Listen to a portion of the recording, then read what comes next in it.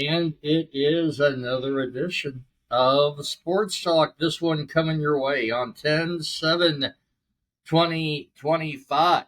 I am Mr. Jim, joined tonight by the Star Lord, as usual, Mr. Chris Pratt. We are brought to you tonight, as usual, by Prepcast.com.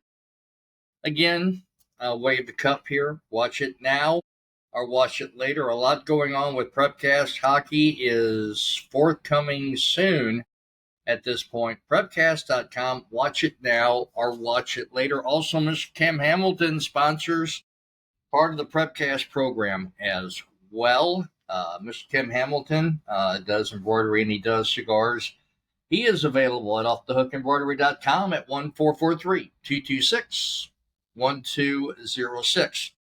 Joined as usual by the Starlord, Mr. Chris. Evening, sir. How are you? Can't complain. Life's good. Yes, it is. Chris, before we went on, I explained that I'll just say it, I was pissed. Pissed over the weekend. I don't begin to understand this story. It broke, I guess, sometime on Saturday. We've got the former NFL quarterback, I believe he was with three teams, last retired with Washington in 2018. We have a Mr. 38-year-old Mark Sanchez. He's due. He is under contract with Fox to call the Indianapolis Colts Las Vegas Raider game. He's doing the booth at Lucas Oil Stadium. He's probably doing that booth by 9 o'clock, 10 o'clock in the morning to give his pregame analysis, whatever the case may be, to whatever network it's going to be. He's slated. He's in Indianapolis. He got there all right. He got there. He got to Indianapolis all right. And then somewhere along the way, was it Friday night, I believe, he goes to the local sports bar or the local bar by Lucas Oil Stadium, gets himself liquored up. We end up in a back alley somehow over a dispute over a parking space, is now what I'm hearing. There are many different stories circulating on this, but he gets into it with a 69-year-old driver whose job is to pick up the waste oil that the grill uses for their hamburgers, hot dogs, whatever the case may be. There's a system with the waste oil that is thrown. The grease is thrown into some type of a container, and the driver picks it up. So, as I understand many versions of the story, Sanchez, apparently there's a dispute over a parking spot, first of all. That's what apparently at least one version of the story is. And then we've got 38-year-old Sanchez that apparently, again, good and liquored up, as a friend of mine would say, climbs up the steps of this employee's truck and begins to wail away at him unexpectedly. Are we on the same page so far? Is that the story you're hearing? Yeah, I mean, I've read a couple different ones as it kept breaking on Saturday, and then it looks like when all the, because everyone had to be the first to release the story, and then once everything broke, yeah, that seems to be the consensus now. So he's wailing away at this driver. And for some inexplicable reason, another weird situation happens. This driver happens to carry a knife on him for protection. He feels like his life is in jeopardy. So he stabs away at Mark Sanchez, apparently in the upper torso, gets him a few good cuts of the knife. And then before we know it, it's over. We have an injured Sanchez being taken to the hospital. The driver apparently is also seriously injured from the beating that Mark Sanchez gave him. And then this story continues with somehow along the way Saturday night, Fox was notified of what happened to Mark Sanchez, whether Sanchez notified Fox himself from his hospital room in serious condition or whatever the case. Fox has to make a rather quick decision, and they decide that Brady Quinn, who is their backup announcer, will need to fly to Indianapolis to take Mark Sanchez's spot in the booth. So you're being paid by Fox to broadcast a football game And when you're a paid broadcaster, it is a rare event to when you can't show up to the booth. So I'm going to give you my opinion, Chris Pratt, and you can chime in with how you see it at this point. My first thought was inexcusable. Inexcusable to go to a bar. Listen, I can understand we all like to drink. He could have easily stayed in his hotel room, taking care of his needs, done his research, and made it to Lucas Oil Stadium in time for his shift on Sunday. And instead now he's opened up a can of worms. And from what I've heard, with what Sanchez has pulled at this point, he's looking at 1 to 5 years of imprisonment for his behavior. Chris Pratt, your thoughts on this unfortunate situation? Well, I'm not going to feel sorry for Mark Sanchez if he does go to prison for aggravated assault by attacking someone who is almost, twice his own age. And you're right. Everybody has had that opportunity or that situation where you drank too much and you did something stupid. The majority of people, though, there's something stupid doesn't involve going up and beating up an old man by arguing over a parking spot or whatever they were arguing about, whether he couldn't get his car out, whatever it was. It's just stupid, and it shows that, if you're going to be drinking, and especially if you're someone like a Mark Sanchez, call an Uber, don't be driving, or have somebody there who's going to keep an eye on you from making dumb decisions like you did. Yeah, it's unfortunate, but it is what it is. I don't feel sorry for him, whatever he faces. Obviously, he's likely going to lose his broadcasting job, and rightfully so. It's, everyone's expected to make sensible decisions. Everyone is expected to act within a realm of what's acceptable, and when you don't, it's like the old say, play stupid games, win stupid prizes, and that's the case with Sanchez. Again, he's got a room. I don't understand why, whatever he is drinking, why he can't take the bottle or he can't take the cans of beer to the hotel room, indulge on his own time. He's not in the booth, indulge on his own time, but just stay away from the bar at this point because obviously you just couldn't handle the situation. You're under contract to call a football game. So as a result, no Mark Sanchez. We got to call Fox and have them call a guy that's not prepared to take over, but he has to because there's got to be somebody in that booth that knows the game flow. And Brady Quinn was obviously the backup solution. I won't spend much more time with this, but I do think he's terminated. I do think he will not be used again on another Fox Sports broadcast. I I just don't understand any of it. It doesn't make a bit of sense to me. I've heard Mark Sanchez do color for Fox, and he's actually pretty good. Yeah, I've watched a couple of games that he's done, and yeah, you can tell he does have a mind for football. He can see the plays developing. He's not the best color man I've ever heard, but he wasn't by far the worst.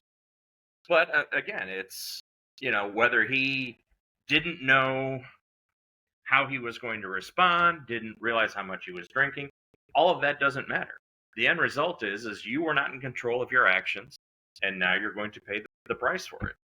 I would certainly like to have Tom Brady, who is one of the best color people in this business right now, besides his other interests. Maybe Tom Brady could get a hold of Mr. Sanchez and let him know this is just totally unacceptable for us. As former professional quarterbacks, we have a responsibility to our network. You've got to do better. You got to do better. The only thing is, if Sanchez doesn't understand that, is anyone going to be able to get that through to him? Probably not. Right. That's something that goes without saying. Granted, he wasn't He's not going to be a Hall of Fame quarterback. He No, was not even nowhere he's near it. he won't even be regarded as a good quarterback. But he still is in the limelight. He is, a broadcaster for Fox. He's seen on television. His name has recognition. He needs to understand what comes with that, and the fact that he doesn't is staggering. Or if he doesn't, I mean, I don't know. I can't say, but obviously, like I said, he's drinking to a point where he lost control of his ability to think clearly. And again, like you said, if you're going to drink and you're going to drink in excess, stay in the hotel, stay in your hotel room. Exactly. Don't do it where you're going to be in and around public and thus make bad decisions because you're not in control of what you're thinking and or doing. Okay, I let myself vent on that one. Now we move on. Chris, did you get an opportunity to see any of the Vanderbilt Alabama football game Saturday afternoon? No, as I was at the Oh, that's right. Elks I'm sorry. convention at Margaritaville, I did Right. see some of it. I mean, I don't know if that was Alabama looking like the Alabama teams of old or Vanderbilt just psyching themselves out. I'm not exactly sure which. I mean, obviously Alabama won and won decisively, but I can't really comment on much of the game outside of what the obvious is. I do give Mizzou a fair chance of beating Alabama. Some opinions here in the last few days say that Bo Prabula is a mobile quarterback, and that could give Alabama fits on Saturday. Well, it definitely could. And, the thing with Mizzou's offense, and this is where I don't think that, even with Georgia, I don't know that Alabama is going to be as challenged with stopping our offense because mobile quarterback, probably the best running back that they've faced thus far. I mean, you've got the guy who's leading the SEC in rushing, or at least he was until their off week. I don't know if somebody has passed him or not. But you've got a guy that is so hard to bring down. He is leading the league in, broken tackles, yardage after contact. And if Alabama stacks the box to prevent the run, well, that opens up the passing game. If they start going into we got to stop the pass, then it opens up the run game. With Mizzou, and this is where I think it's crucial with Mizzou, as long as they don't psych themselves out, where we have to beat Alabama and make stupid decisions like Georgia did in their game, and if Vanderbilt psych themselves out because it's Alabama, I think Mizzou stands a very good chance of winning this game because I don't know that Alabama has faced anyone like Mizzou yet. Very good point. I believe they've got a better chance of what I thought they had last week to beat them. Vandy's quarterback looked awfully small to me. This guy looks like he's no taller than I am, maybe an inch, maybe 2 inches taller than we are. He doesn't look very tall at all. He made some good plays, but in the end, he was pressured and couldn't make the necessary plays. Right. I mean, he is a small quarterback. He kind of reminds me a lot of, a Chase Daniels type. Yeah. Mobile when he needs to be, accurate, good arm. Not a typical college quarterback, though. But it is Vanderbilt, so, I mean, they're not going to get the prototypical quarterback because they're going to go to a much better program that's going to get them more opportunities to get drafted than Vandy. I mean, Vandy's on the rise for certain, but they're still not on the level of a Georgia, Texas, say, Alabama, Ohio State, those programs. Did I see correctly that Mizzou literally, without playing on Saturday, moved up 6 spots? They moved from 20 to number 14. I think they were 19 at the end when they beat their last opponent. And moved up UConn, to 14. But that's due to the losses. Texas lost. They've got 2 losses. They're out of the top 25. Tennessee got another loss. So with the losses that has sustained the teams that were in front of us, they had no choice but to bump everybody up because you can't put a 2-loss Texas in front of teams that are undefeated or have 1 loss. It would just be a travesty in the rankings. So the urgency of this game, it is your final home game of 6 before we start a road schedule and what I call running the gauntlet at this point. Let's say you get this Alabama team beat. whatever you have to do to win the game. You end up 6-0. That will move the Tigers certainly into the top 10. Is that how you would see it? Alabama's 8 right now. So you we have would no take choice their but to you have no choice but to put Mizzou in the top 10. okay, and I like the way you think on that one. So then we have feature games against A&M, Oklahoma, and who am I missing here? We got A&M, Oklahoma. Do we have Texas? I don't believe we have Texas. No, I know A&M look and real Oklahoma, and then we have yet another powerhouse. All right, so let's see. We have Alabama, Auburn, Ooh, Vandy, yeah. Ooh, Texas A&M, Mississippi State, mm. Oklahoma, and we end the year at Arkansas. So we're going to have a rough run of it then after this game. So it would behoove us to beat Alabama. Trap games against Mississippi State, who could give us fits. Oklahoma, Texas A&M. This would be a heck of a schedule to run. Yeah, I mean, Oklahoma is obviously the cream of the crop with this schedule. I mean, they're ranked 6th. They've been playing consistent. Mississippi State, yeah, I mean, like you said, it could be a trap game, especially after the game with A&M. Vandy always worries me because that team is a team that can play really tough. Mm-hmm. Auburn, I'm not concerned with, but I think if Mizzou can get past Alabama, we then have Auburn. I think if we can get past them, I think just with how Eli Drinkwitz conducts himself, I think he's going to keep that team focused because then, okay, all of a sudden you beat Alabama. You're in the top 10. I think he would get that team very grounded because you're looking at college playoff possibilities. But they would be in control of their own fate. If they lose to a number like A&M is currently ranked number 5, you lose to an A&M team. I don't know that damages you that much, but you stack another loss with that, it could. So I think Drinkwitz would have that Mizzou team grounded to the point where, okay, you get past Alabama, you get past the gorilla in the room that you've never been able to beat. Okay, we took care of business there. Let's take care of business each game. Let's prepare each game as a win or die situation. And I think Drinkwitz would be able to get his team rallied around that, so that they're not going in to each game, playing reckless, playing stupid, or playing arrogant. That's what I'm hoping happens, and I think Drinkwitz can get through to this team because I look at how the Mizzou, in the games where they went into the half losing, Kansas, for example, they went into the half losing that game. Came out second half, just a dominant performance, and they put away Kansas. So I think that this team is grounded enough that they can have a bad half. They put it behind them. They come out the second half, a new team, and I'm hoping they just continue that. And we will leave that Missouri 11 o'clock showdown with Alabama that same day. The St. Louis Blues will have their second regular season game in the afternoon against Calgary at 3 o'clock.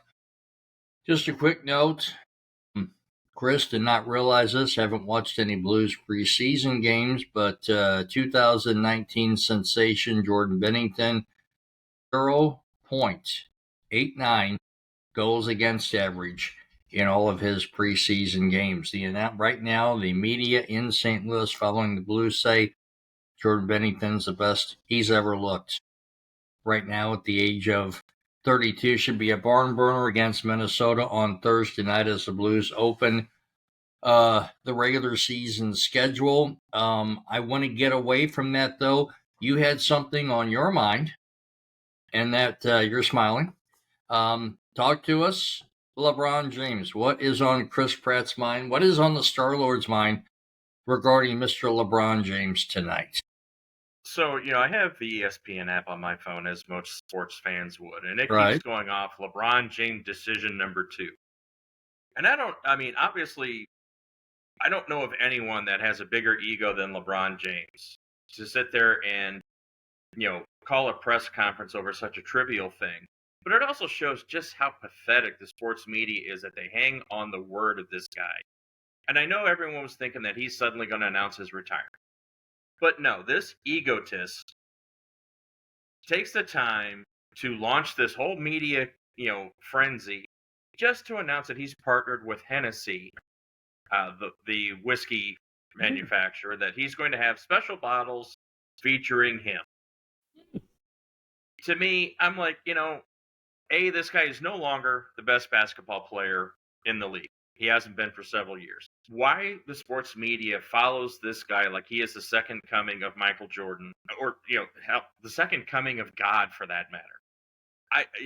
To me, it's just pathetic that the media was hanging on this, and they put out such speculation. Is LeBron retiring? What's going on with LeBron? And just to have it that this egotist that is so self-centered comes out and just says, "Yeah, I partnered with Hennessy." Who cares? I wish that this guy would just retire and fade into oblivion and just simply go away. He's the worst thing that's happened to basketball. And to me, if I was a sports media, I would ignore him because he's just not worth it. He's not worth following, at all. Is his son still playing for the LA Lakers? Would be a second season? Because of his dad, yes. He's terrible. Okay. He would not crack the roster of any team in the NBA. Plain and simple. Thus far, I think he's in the preseason. I think I saw that he's like 2 of 20 something shooting. He's terrible. The only reason he got anywhere is because of his dad, and that's it. He doesn't have the skill to get it on his own. And I just, like I said, I wish the sports media would just start ignore this guy, because he's a cancer. No matter what he does, it always has to be all about him. And how many sports franchises does he have to go sabotage before they realize that he is just a cancer because he thinks only of himself? And, to further that point, he's out there chasing rings. It was obvious what he was doing. But he couldn't get the job done even with picking his own teams. So then he creates this whole narrative that rings don't matter. Well, I'm sorry, but if you're playing in any professional sport, championships matter. Mm-hmm. That's what we measure, the greats of any professional sport on, is simply, were you able to take your team or be a part of the team that won championships? I may not be the biggest Tom Brady fan, but he was still the winningest quarterback in NFL history in Super Bowls. And yes, he had something to do with that. I still think the Patriots defense and the Tampa defense, the last one he won, they won those Super Bowls. It wasn't Brady. Yeah. But he was still there enough to lead that offense, not make crucial mistakes. And so, yes, that does separate him from when you talk about a Lamar Jackson who can't get it done in the playoffs, Dak Prescott. So, but the fact that LeBron, who realizes that he doesn't compare to Jordan, he will never compare to Jordan, has to then create a narrative to further that he is the greatest player of all time. It's such a crack. And I mean, I'm so tired of the argument, and I'm so tired of the media following this guy like they're faithful laphounds. It's just ridiculous. It appears this started with Skip Bayless a couple of years ago. Obviously, he no longer has his Undisputed show, but he does have his own podcast. But apparently, he seems to think that at some point, LeBron James, with backing, will be the new owner of an NBA franchise in Las Vegas, that he's got the commissioner in the back of his pocket, and that he will eventually be the majority owner of a Las Vegas NBA basketball team. Wouldn't surprise me in the least. And, I'm not saying that that's a bad thing. But I think what you're going to see is he is going to be the NBA's version of Jerry Jones. He's never going to have a winning team, and he's going to blame everybody else except for him, because he's going to want complete control. He's going to make stupid decisions and blame everybody else, just like Jerry Jones does. There's a story, I believe Jerry Jones got fined today for something. They levied a fine against the Cowboy owner for something today. Maybe you could look that up, but I think he was fined. I saw that about breaking in the 5 o'clock hour that Jerry Jones had been fined a certain amount of money for conduct. Yeah, it was a he made an obscene gesture during the Jets game. Okay. Well, we'll move on from that. We enter the 26 minute mark here on the Sports Talk broadcast. Again, we are brought to you by Prepcast.com. Prepcast.com, again, is watch it now or watch it later. And again, Off the Hook Embroidery, Off the Hook Embroidery, another main sponsor of the show. Big cigar smoker, Mr. Kim Hamilton, 300 cigars in stock. He and his wife both indulge in cigars. It's info at odhcigars.com. 1443 226 1206. Again, the cap that I have on tonight backwards is a Kim Hamilton cap. I've got about 15 or 16 of these caps in various colors that you can purchase. I do the caps for $40. I pick up the shipping. You've seen those on the Facebook post, as well as a t-shirts, great t-shirts that the Star-Lord and I have modeled the podcast with Mr.Jim and the Star-Lord Chris Pratt.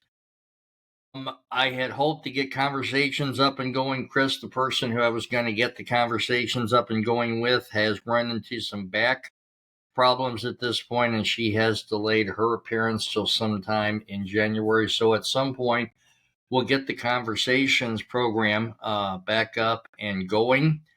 We've talked about LeBron James. Let's go right to the NFL, week 5 in the NFL. And we had breaking news this morning.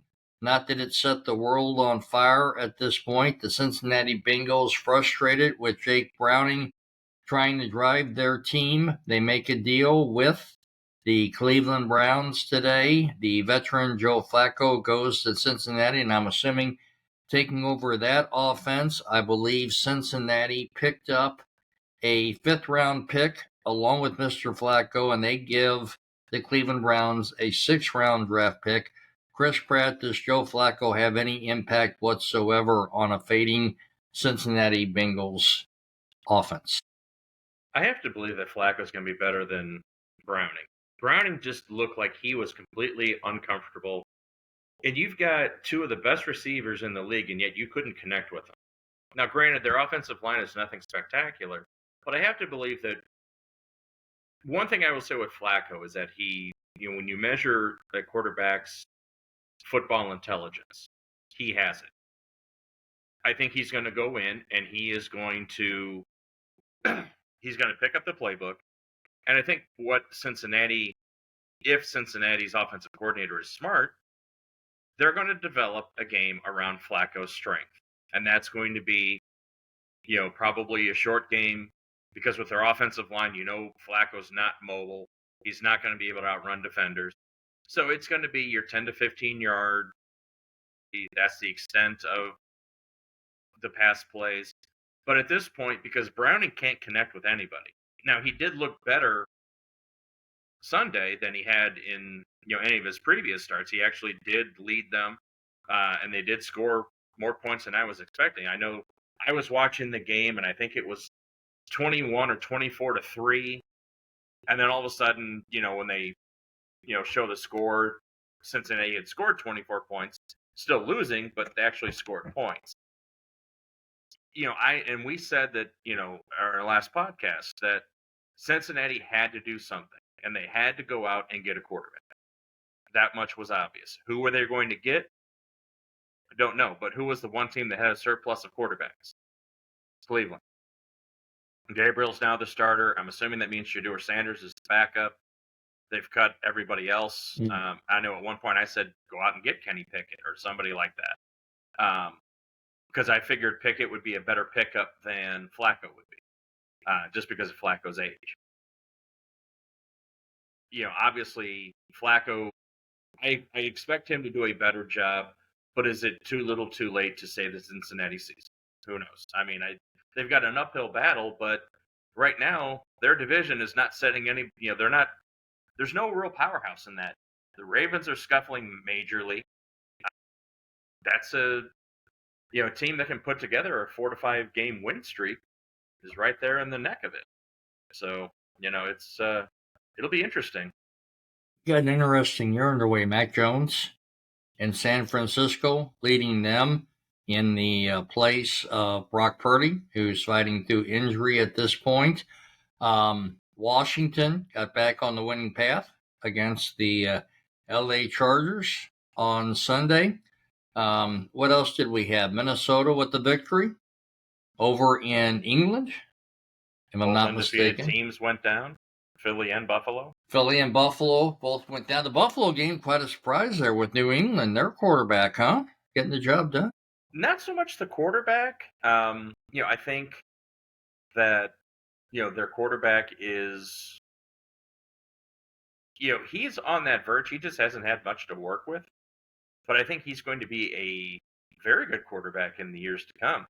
What was surprising me is just the run game. And I knew that defense was good, but I didn't realize that defense was that good. That New England defense was, they stifled the run game. They were constantly flushing Allen out of the pocket. He didn't really have the time to connect with his receivers. And he did what Josh Allen does, but unfortunately it was not enough to get the victory. But I think that was the game that surprised me the most, because I knew, New England's on the rise. I just didn't expect them to be able to beat Buffalo in Buffalo. I was really surprised they hired their head coach the way they did. Who's their head coach again there in New England? Mike Vrabel. Mike Vrabel, who had that time with Tennessee all that time, but he seems really settled in with New England and got them humming at this point. Well, I think Vrabel just was he was the scapegoat for Tennessee. Boy, wasn't he though? Right, because he is one of those coaches who's going to get the most out of his players. He's just like a Belichick in that regard. He's a hard-nosed coach, but he is a player's coach.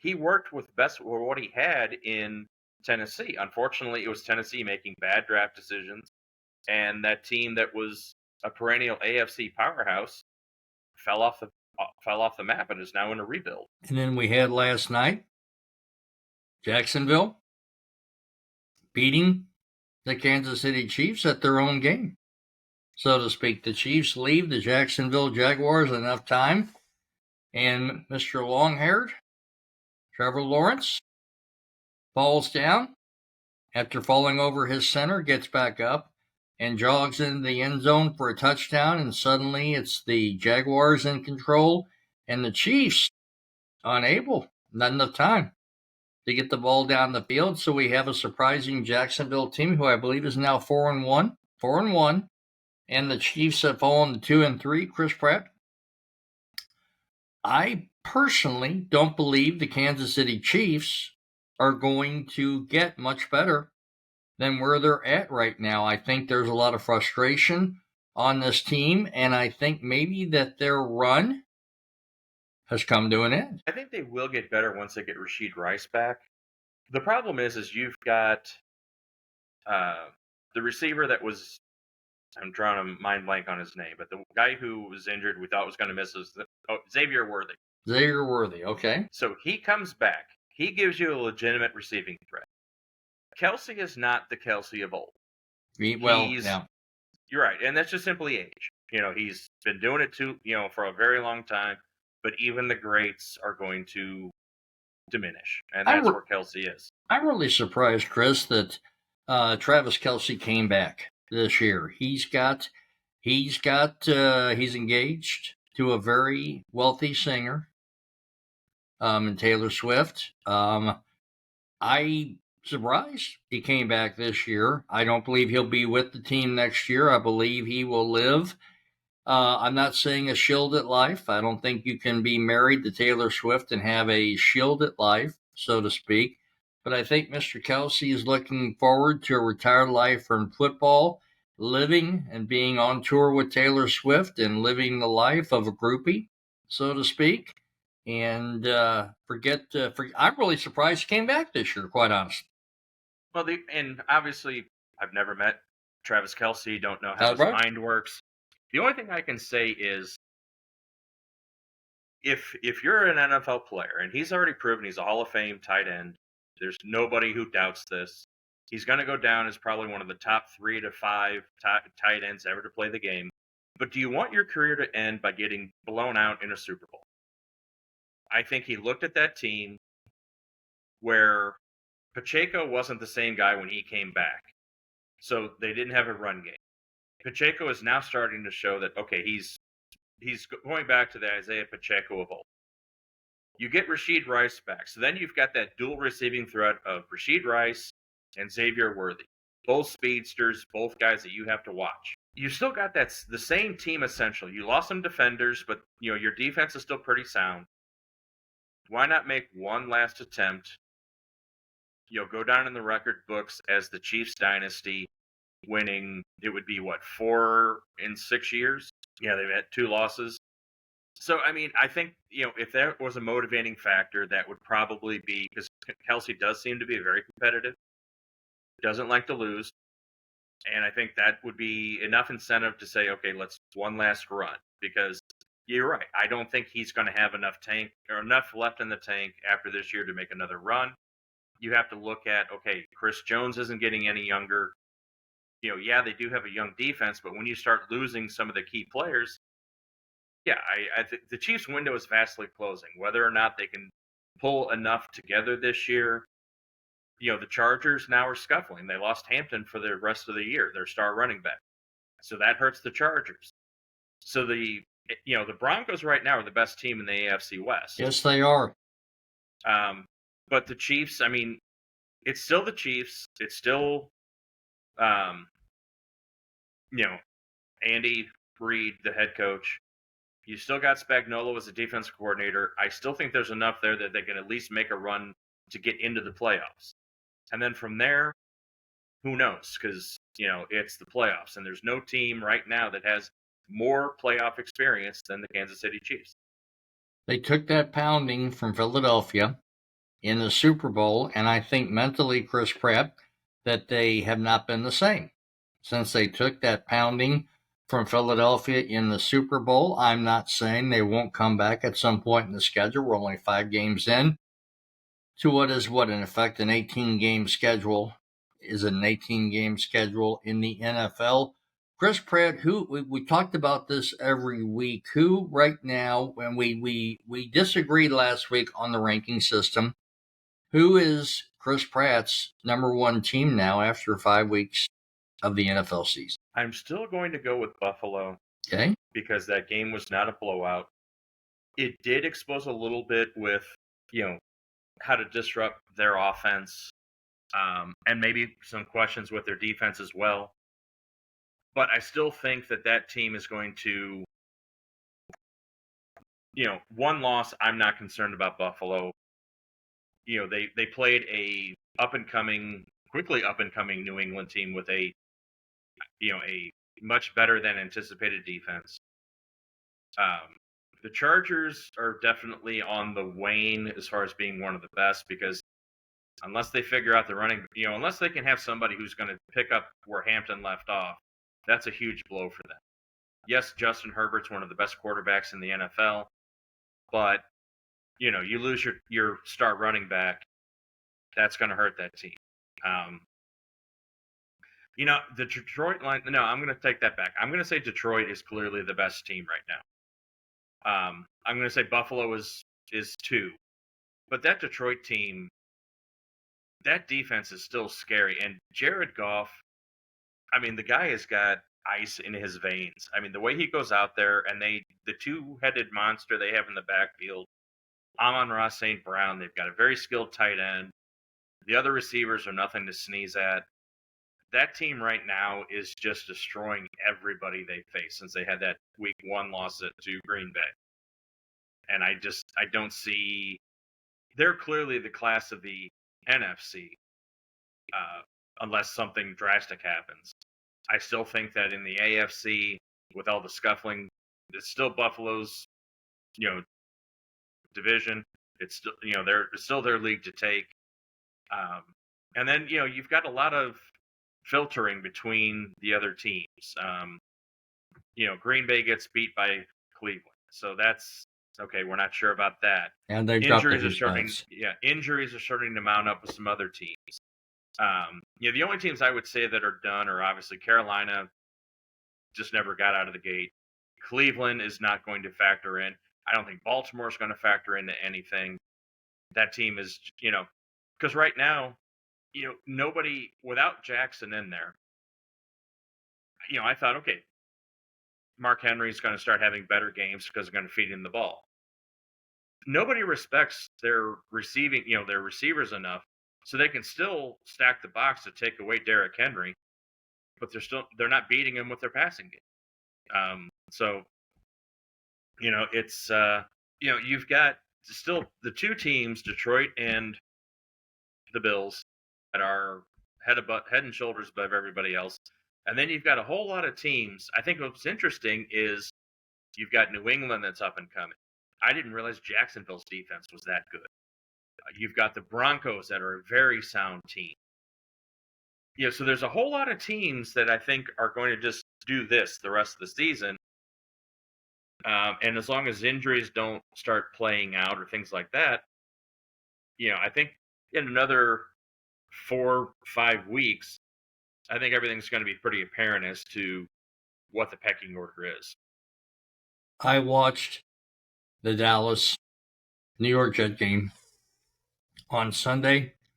I watched Aaron Glenn on the sideline, dejected, deflated, unhappy, concerned, and my first thought for him was he probably is regretting his decision taking this job in New York.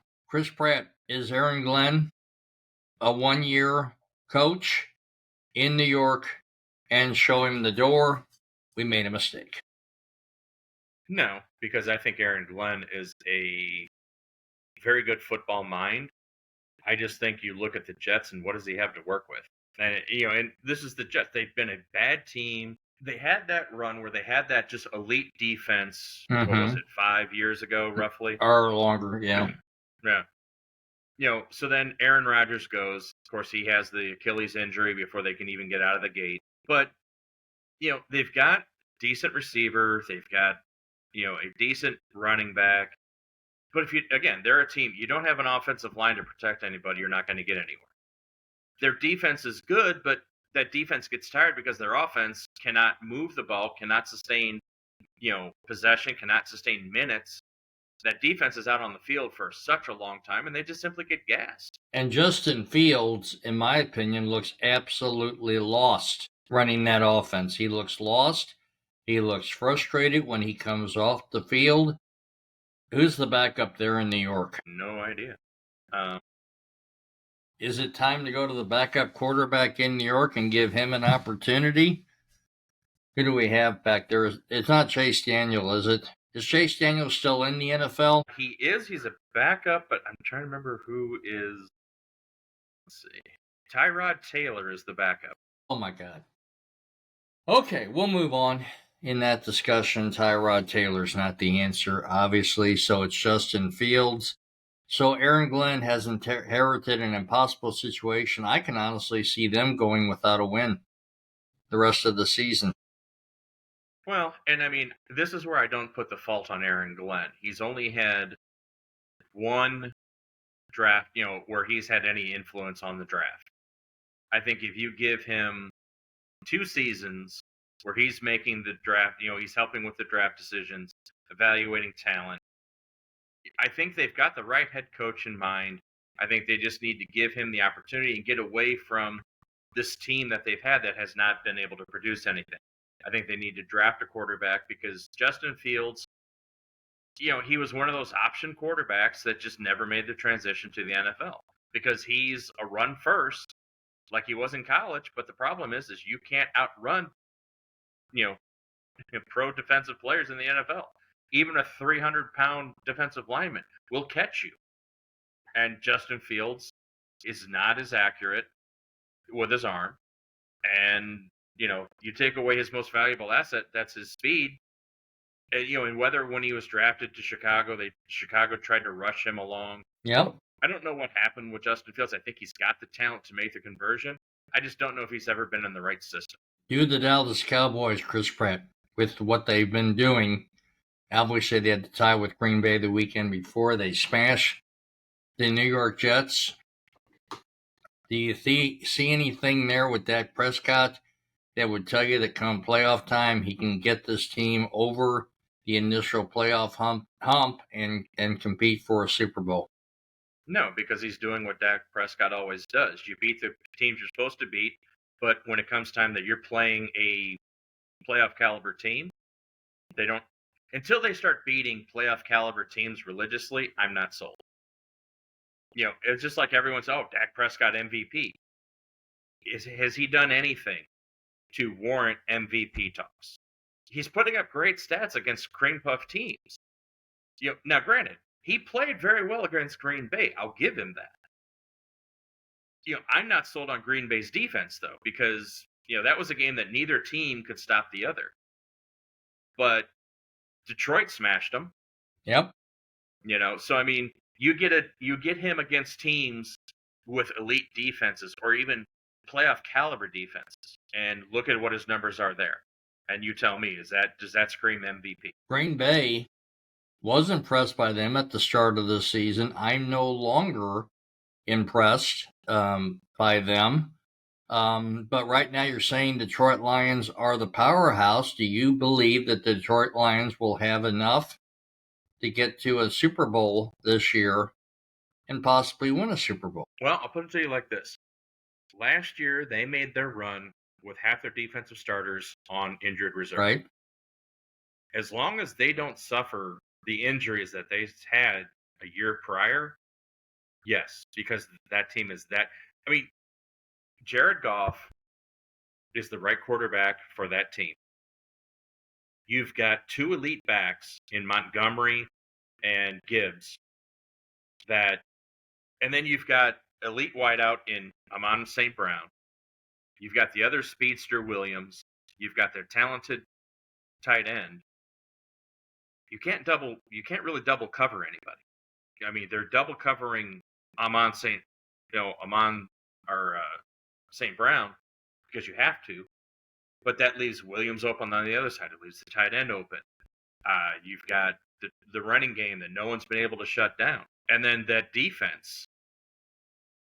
I have yet to see them play a game where they're not chasing a quarterback all over the field. They're getting turnovers. That defense is top 3 in the NFL right now, if not the absolute best. I haven't seen any of the stats, but yeah, I mean, they made it last year on defensive, second string. All the first string are back now. So yeah, that tells me that unless they just start getting crippling injuries, yeah, that team is that good. Chris Pratt, we enter the 15-minute mark on this Sports Talk podcast. Again, we're brought to you by Prepcast. Watch live or watch later. Chris Pratt, 2 minutes or less on Major League Baseball playoffs. Any surprises right now in the playoffs? Who are you picking to go to the series? Not really. Well, no, I take that back. Yeah, I know I went from 1 week with, looking at Toronto and then the next week going with the Yankees. I thought the Yankees pitching was better than Toronto's, and I figured that the pitching was going to make the series. And the Toronto Blue Jays are just spanking the Yankees up and down. Guerrero is unstoppable right now. He hit another home run tonight. He is just a beast. And the Yankees came into this series flat. I don't know if it was because they played Boston, and Boston Yankees, there's always going to be that huge emotional uplift. There's going to be, this is the series. And I don't know if they came in and then just were flat against Toronto, but I didn't expect the Yankees to get manhandled like this.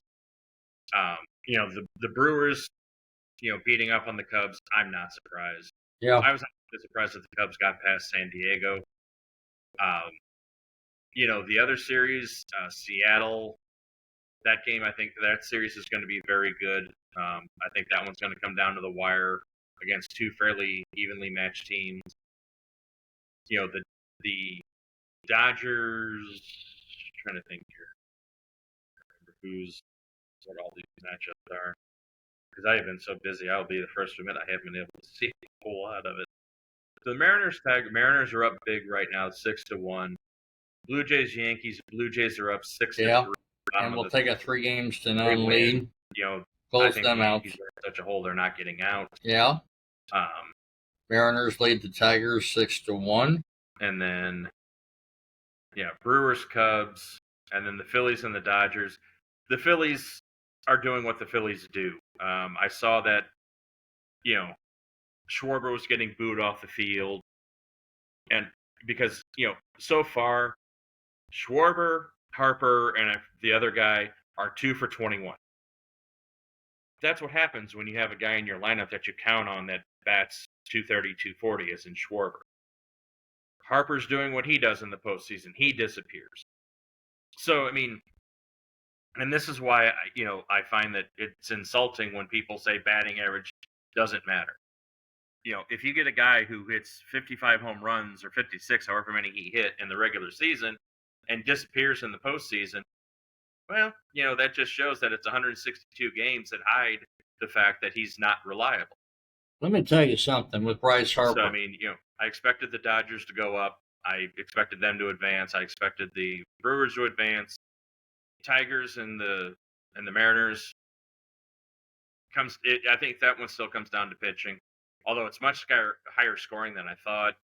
And then the Yankees, I just did not expect them to fall into a deficit like this against the Blue Jays. When you've got a Bryce Harper, and again this goes back several months ago, during the regular season, Chris Pratt, I've not forgiven Bryce Harper at this point, nor should I. You've got the commissioner of Major League Baseball coming into your dugout, and you have the nerve to tell Rob Manfredi to get the hell out of your dugout, not out of his dugout. You're telling the MLB commissioner to get the hell out of your dugout. I won't forgive him for that. I think that was an abomination. You don't treat the commissioner like that. No, but agree, it's Bryce Harper. Right. And this is why I've never liked Bryce Harper. No. He's an egotist. Yes, he does put up the numbers, but okay, outside of a Rookie of the Year, what has he done? Hasn't done anything. I take that back. Well, no, I think he has won an MVP, but it was a debated MVP. But again, in the postseason, he doesn't show up. The guy he's another one of those young, arrogant players that just needs to shut his mouth. But again, the media is going to be there every time he opens his mouth. And I understand playing with a chip on your shoulder. I don't mind players. He's got a major chip on his shoulder. Right. But I don't mind that, so to speak. Molina played with a chip on his shoulder. Mm-hmm. He's like, look, this is my team. When he's on the field, he's the general. And he would sit there and, when everyone say, I'm running on Yadi Molina, you can see that chip. That's where his came in. Harper's is just, I don't know. Again, I think this is when you have a guy who doesn't graduate high school. He goes and gets his GED to continue playing, baseball. And then he's treated like the second coming. He never has to grow up. He's arrogant. He's never had that, or he's had plenty of doses of humility, but he just doesn't seem to understand, that he should learn from those moments of humility. So, it's, so let's see. What has Bryce Harper done? So he's been an MVP. No, he's won 2. So 21 and 15, okay. He was an MVP. He's won the Hank Aaron Award twice. He was a Rookie of the Year. But, likely Hall of Fame numbers. Okay, let's be honest. Likely Hall of Fame numbers. Yeah. At this point. Right. We don't have to like him. He's put up individual numbers. But this is the thing with baseball. You can have all the individual numbers for days. But you go in without leading your team to, or being a major part of a team's World Series run. Yeah. Doesn't have as much credibility as somebody like Pujols, who has 3 MVPs, won championships, somebody like that, Molina, people who are going to go in, that it wasn't necessarily about the individual numbers with them. And, like Pujols has all the individual numbers to speak of for days. But he wasn't about his individual numbers. He was about team success. He was about leading Exactly. a team. And that's what separates people like Pujols and Judge, who, Judge is one of those guys. Yeah, he puts up numbers for days. But, he's not one of those head cases that is like, it's all about the individual numbers or it's all about me. He wants what he hasn't gotten yet. He wants a championship. He wants to lead that team to a World Series title. And I will be perfectly honest with everybody out there. There's no question in my mind, and I know Albert, has been retired for 3 years. Is that correct? They retired, no, 4. 21 was when they retired. Okay, so he's very close then. He'll be close to his 5th year of eligibility. Chris Pratt, there's no reason in my mind that when he comes up for Hall of Fame selection, he shouldn't be a unanimous choice. First time around MLB Hall of Fame. There should be no debate on this. There should be no no's at all. This man should be first ballot Hall of Famer. And I agree. And it just shows the stupidity and, the arrogance of sports writers. You mean to tell me that Ken Griffey Jr. shouldn't have been a unanimous Hall of Famer? But yet, the first one that they do unanimous is Mariano Rivera, a guy who could only pitch 1 inning a game.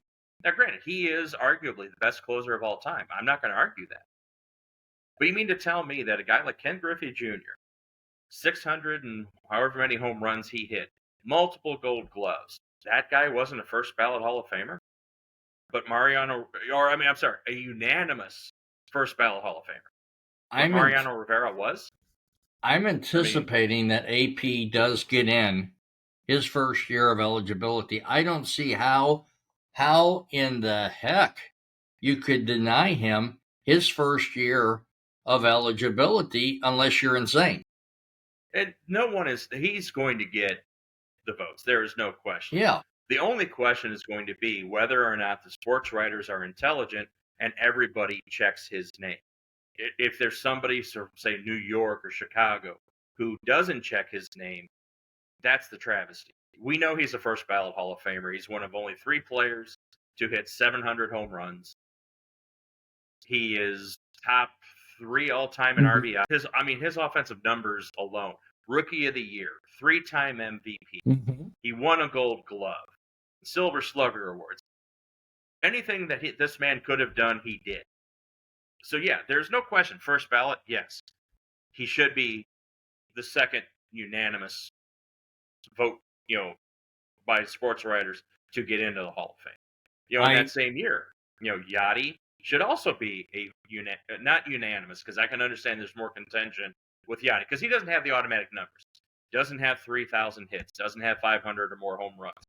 He was just arguably the best catcher all around, because yeah, he was not a power guy, but he hit home runs and he hit some very crucial home runs.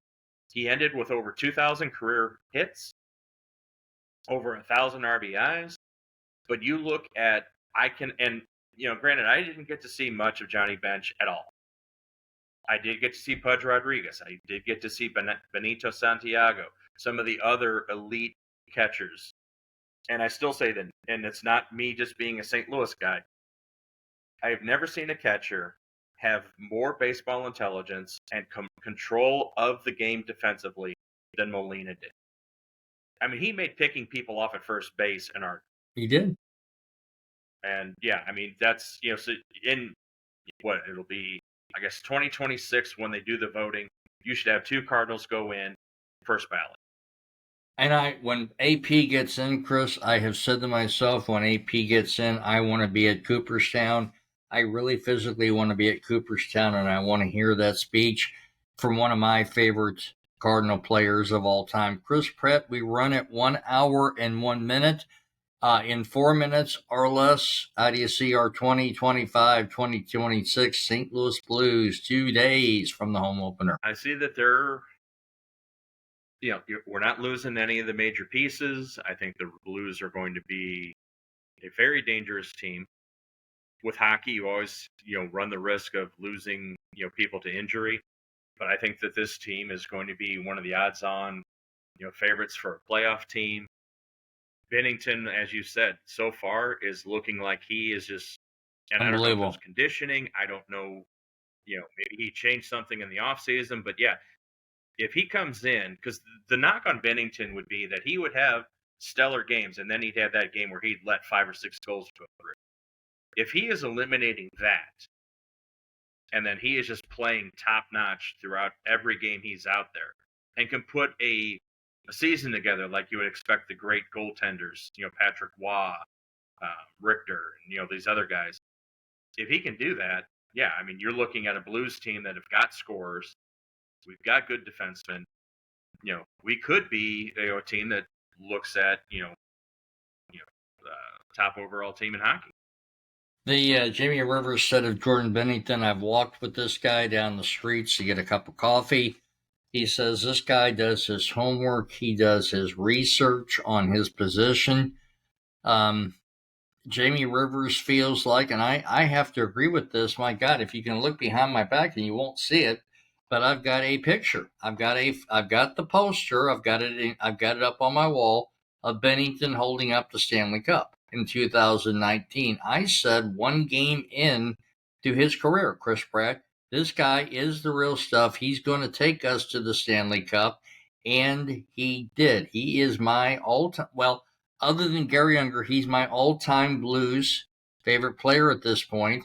And just based upon what we've seen in the preseason, which doesn't mean diddly squats, I do think the Blues have the ability to take the lead in this division and be front runners all season based upon this young nucleus that this team has at this point. I mean, the team, when you look, we've got depth. We've got multiple scores. We've got scores that are going to be on every line. I like the defensive pairings. I think that the team overall, there's not a glaring weakness to this team. Like you could say, third line defense, look out, it's going to be tough.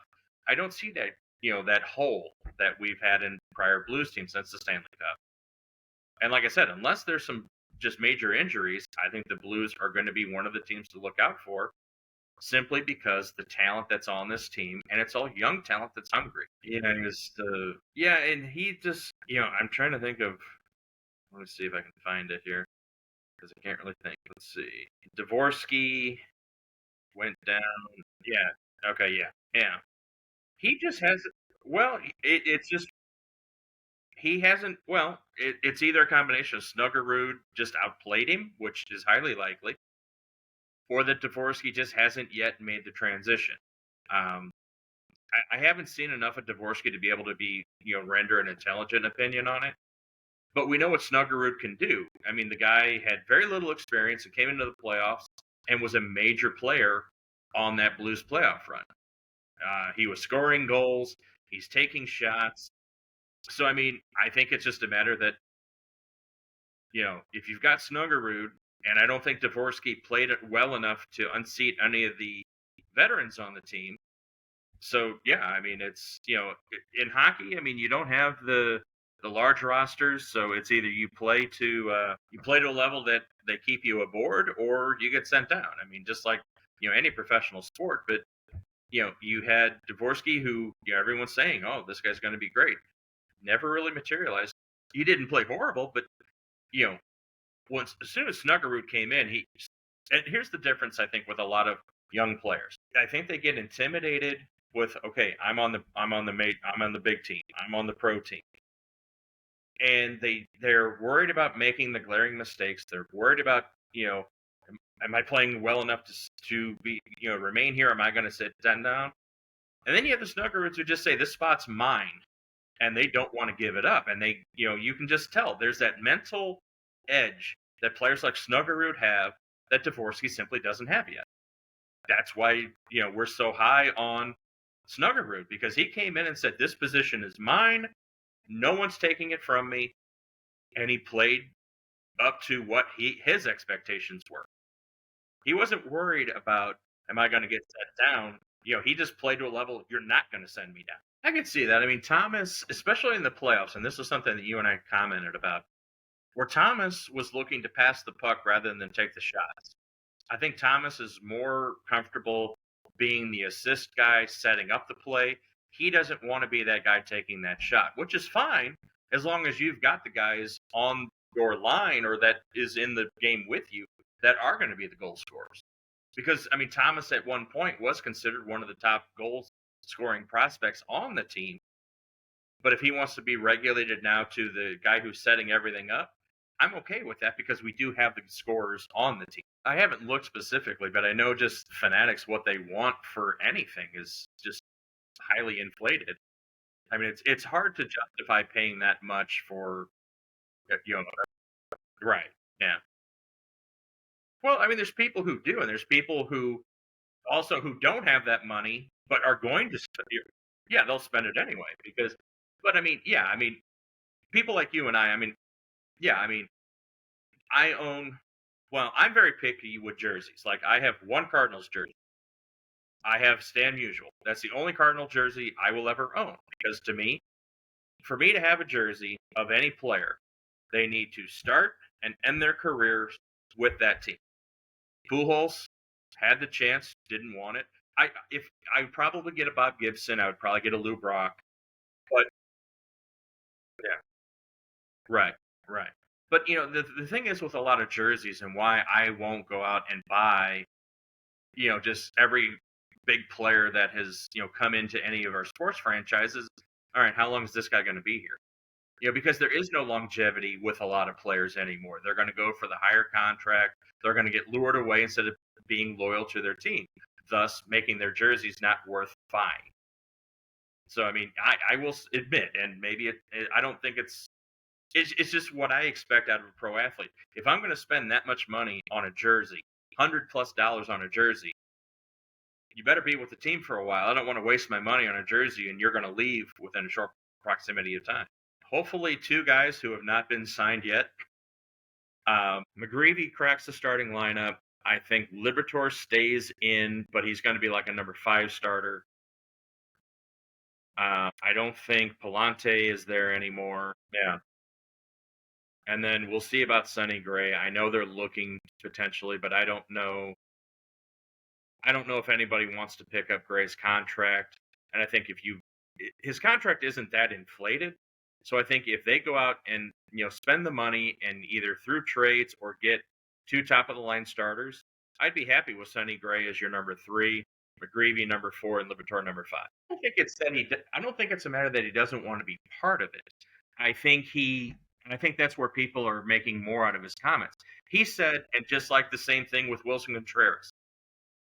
Wilson Contreras and I believe Sonny Gray said the same thing. Look, we understand baseball is a business. If something came up, I would be willing to waive my no trade clause. But they didn't say that they want out.